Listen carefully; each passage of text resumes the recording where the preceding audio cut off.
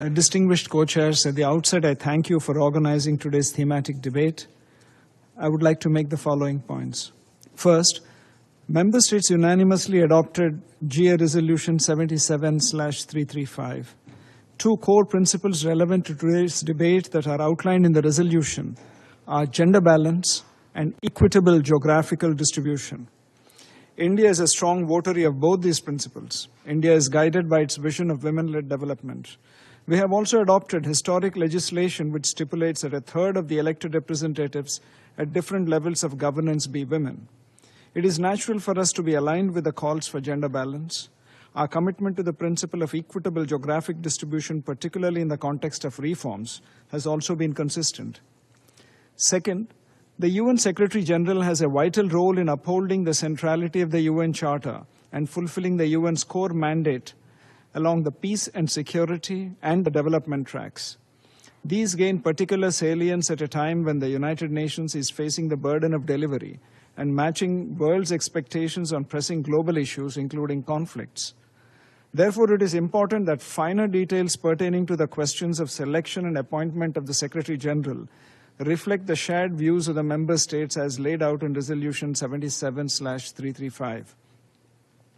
Having defined and clear timelines for the various stages of selection and appointment would bring in more predictability.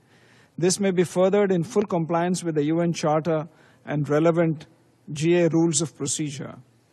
Third, member states in the UN Secretariat may draw upon the principles of gender parity and equitable geographical distribution, even in the case of selection and appointment of heads of other executive organs, as also the senior management of the United Nations.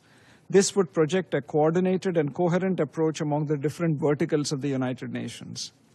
Fourth, GA Resolution 77/335 reaffirms that no post should be considered the exclusive preserve of any member state or group of states, and specifically calls on the Secretary General to ensure that this principle is applied faithfully in accordance with the principle of equitable geographical distribution.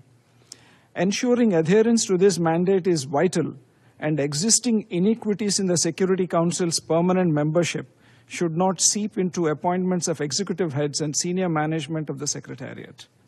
Fifth, India reiterates its position that all measures being envisaged under the broader ambit of GA revitalization are required to be undertaken by underscoring the pre-eminent position of the General Assembly.